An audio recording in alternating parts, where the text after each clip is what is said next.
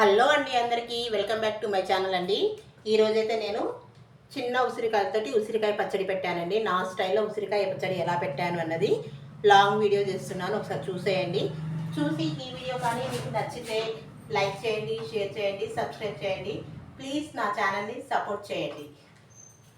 ఉసిరికాయ పచ్చడి కోసం అయితే అండి, ఫస్ట్ ఉసిరికాయలను అయితే మంచిగా కడిగేసుకొని ఇలా కొద్దిసేపు గాలికి ఆరేయాలండి. అంటే ఇందులో ఉన్న వాటర్ అంతా పోయే వరకు ఆరనివ్వాలి. ఈలోపు మనము ఇది ఆరేలోపు మనం దీనికి కావాల్సిన ఇంగ్రీడియంట్స్ మొత్తాన్ని కొంచెం ఫ్రై చేసేసుకుందాం. ఇందులోకి మసాలా కోసం అయితే ఫస్ట్ ఆవాలు లైట్ ఫ్లేమ్లో అంటే సిమ్గా స్టవ్ నుంచేసి వీటిని మంచిగా ఫ్రై చేసేసుకోవాలండి. మంచి స్మెల్ వచ్చే వరకు ఫ్రై చేయాలి. ఇవి మనం ఫ్రై చేస్తూ ఉంటేనే మంచి స్మెల్ వస్తూ ఉంటుందండి. అంటే మనం లో ఫ్లేమ్లో పెట్టే ఫ్రై చేయాలి.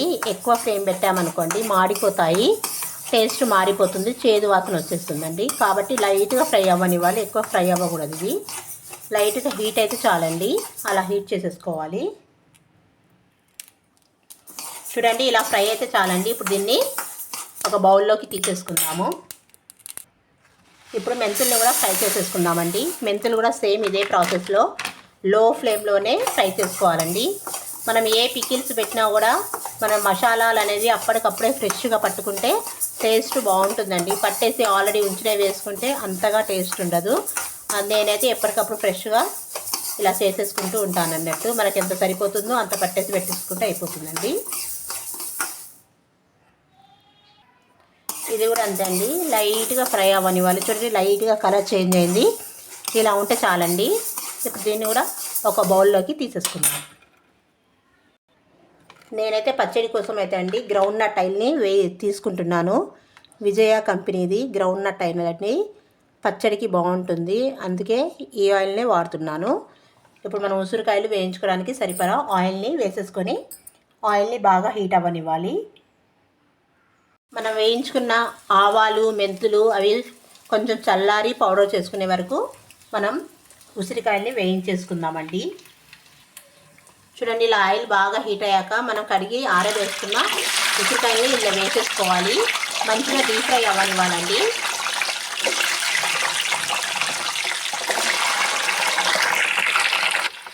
మనం ఇది డీప్ ఫ్రై చేస్తున్నప్పుడు స్టవ్ని ఫుల్లోనే ఉంచాలండి, సన్నగా ఉంచొద్దు మంటను. చూడండి, ఇలా ఫుల్లులో ఉంచేసి మనం మంచిగా వీటిని గోల్డెన్ బ్రౌన్ కలర్ వచ్చే వరకు ఫ్రై చేసేసుకోవాలి.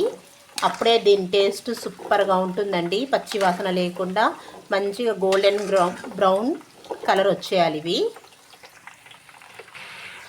చూడండి, ఇవి మాడకుండా మధ్య మధ్యలో ఇలా తిప్పుకుంటూ ఉండాలండి. మంచి గోల్డెన్ బ్రౌన్ కలర్ రావాలి, అప్పుడే మన పచ్చడి టేస్టీగా ఉంటుంది. ఇంకొంచెం ఫ్రై అవ్వాలండి. చూడండి, ఇలా ఫ్రై అయ్యాక వీటిని ఒక సైడ్కి తీసేసుకుందామండి. ఇలా ఫ్రై అయితే చాలండి. చల్లారాక ఇంకా కొంచెం ఇవి మంచి కలర్లోకి వస్తాయి. మొత్తం ఒక బౌల్లోకి ట్రాన్స్ఫర్ చేసేసుకోవాలి. అలాగే మిగతా ఉసిరికాయలను కూడా ఇలానే ఫ్రై చేసేసుకుందాం.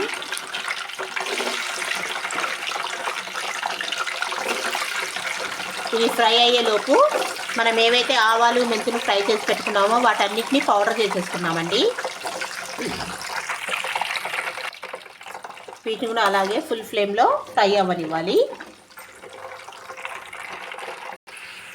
చూడండి, ఇప్పుడు మన అన్ని ఉసిరికాయలన్నీ ఫ్రై అయిపోయాయండి. వీటిని కూడా తీసేసుకుందాము. తీసి బౌల్లో వేసేసుకుందాము.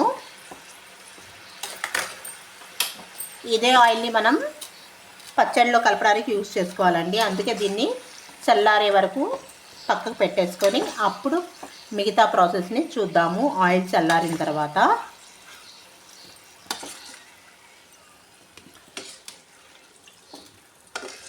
ఇలా మొత్తం ఉసిరికాయలను తీసేసుకున్నాము. ఇప్పుడు ఈ ఆయిల్ని చల్లారనిద్దాము. చూడండి, ఇప్పుడు మన పచ్చడిని కలిపేద్దామండి. దాని ప్రాసెస్ని స్టార్ట్ చేద్దాం. ఫస్ట్ అయితే వేయించుకున్న ఉసిరికాయలని కొంచెం చల్లారాయి, అలాగే ఆయిల్ కూడా చల్లారిందండి. ఇప్పుడు ఇందులో కలపవలసిన మసాలాలని చూద్దాం. ముందుగా మనం ఫ్రెష్గా వేయించి పెట్టుకున్న మెంతులని పౌడర్ చేశానండి. మెంతి పౌడర్ కొంచెం తక్కువ వేసుకోవాలి, మెంతి పౌడర్ లేకుంటే చేదు వచ్చేస్తుంది. ఒక 2 స్పూన్స్ వేసానండి. అలాగే ఆవాల పౌడర్, ఇది కూడా ఇప్పుడే ఫ్రెష్గా చేసుకుంది.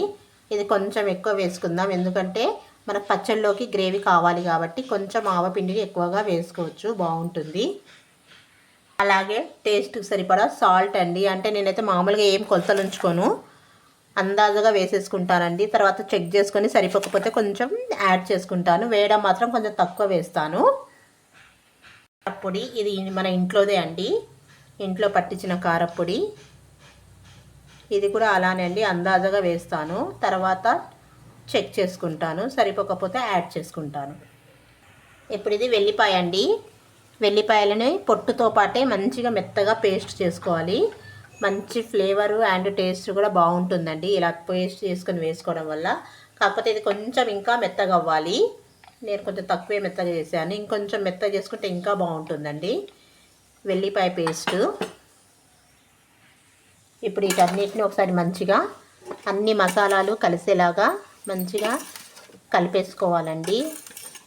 ప్రతి ఉసిరికాయకి మసాలా పట్టేలాగా కలుపుకోవాలి. అప్పుడే దీని టేస్ట్ అనేది మనకు సూపర్గా అద్దిపోయేలాగా వస్తుంది.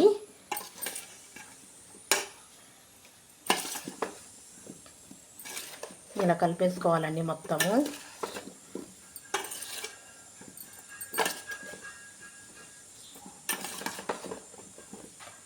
ఇప్పుడు ఇందులోకి మనం ఏదైతే ఆయిల్ని చల్లార్చి పెట్టుకున్నామో ఆయిల్ వేసేసుకోవాలి. ఇవి ఉసిరికాయలు వేయించిన ఆయిల్ అండి. ఈ ఆయిల్నే చల్లార్చి ఇందులో వేస్తున్నాను. ఎంత ఆయిల్ సరిపోతే అంత ఆయిల్ వేసుకోవాలి. ముందు అయితే కొంచెం వేసి కొంచెం ఆపేసి ఒకసారి మంచిగా కలిపేసుకోవాలండి. ఏ పచ్చడిలోకైనా కూడా ఆయిల్ మంచిగా ఉంటేనే ఆ పచ్చడి టేస్టీగా ఉంటుందండి. చూడండి, ఒకసారి ఇలా కలిపేసుకొని ఒకసారి ఉప్పు కారాలు సరిపోయాయో లేదో చెక్ చేసుకొని మళ్ళీ సరిపోకపోతే కొంచెం యాడ్ చేసుకోవాలి.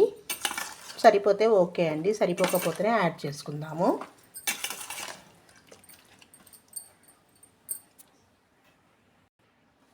కొంచెం కారం అయితే తక్కువగా ఉందండి, అసలు కారం తగలట్లేదు. అందుకే ఇంకొక 2 స్పూన్స్ కారాన్ని యాడ్ చేస్తున్నాను. ఉప్పు అయితే సరిపడా ఉందండి, కారమే కొంచెం తగ్గిద్దనిపించింది, అందుకే కొంచెం కారాన్ని యాడ్ చేశాను. యాడ్ చేసేసి మళ్ళీ ఒకసారి కలుపుకొని చెక్ చేసుకుంటే అయిపోతుందండి.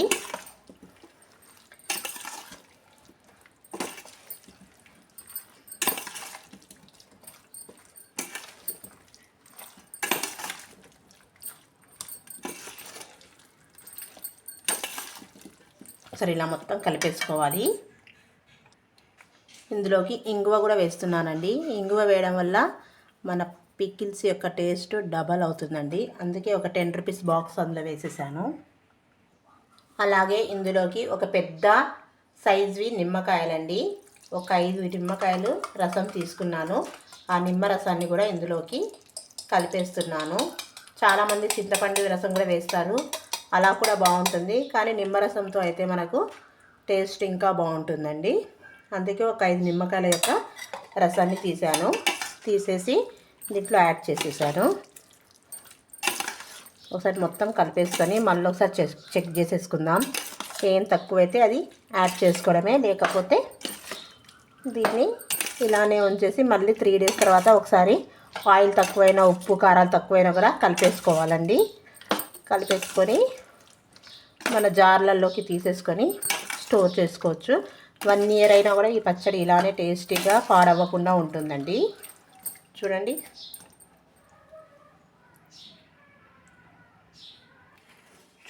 ఆయిల్ సరిపోలేదండి. ఈ మిగిల్చిన ఆయిల్ని కూడా ఇందులోకి వేసేసుకుందాము.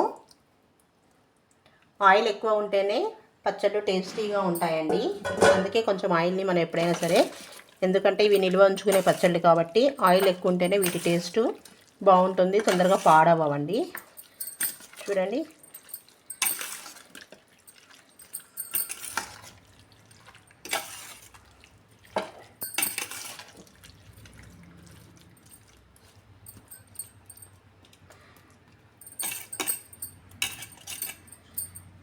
మన ఉసిరికాయ పచ్చడి రెడీ అయిపోయింది. చాలా సింపుల్ ప్రాసెస్ అండి. ఇది లాంగ్ ప్రాసెస్ ఏంటి అంటే మనం ఉసిరికాయలను ఫ్రై చేసుకోవడమే లాంగ్ ప్రాసెస్ అండి. మిగతా అంతా ఈజీ ప్రాసెస్. చాలా త్వరగా ఈ పచ్చడిని మనం పెట్టుకోవచ్చు, లాంగ్ టైం వరకు నిల్వ ఉంచుకోవచ్చండి. మీకు ఈ రెసిపీ నచ్చితే లైక్ చేయండి, షేర్ చేయండి, సబ్స్క్రైబ్ చేసుకోండి. థ్యాంక్స్ ఫర్ సపోర్టింగ్ అండి. మీరు ఇలా చాలా చాలా సపోర్ట్ చేయాలని మనస్ఫూర్తిగా కోరుకుంటున్నానండి. ఇలాంటి ఎన్నో వీడియోస్ని, మా పిల్లలతో ఉన్న వీడియోస్ని, తర్వాత ఫన్నీ వీడియోస్ని, టిప్స్ని, కుకింగ్ వీడియోస్ని చాలా కూడా నేను ఇప్పటి నుంచి అన్నీ సెండ్ చేస్తూ ఉంటానండి. ప్లీజ్ మీరు సపోర్ట్ చేస్తే ఇవన్నీ నేను చేయగలుగుతాను. థ్యాంక్స్ ఫర్ వాచింగ్ అండి.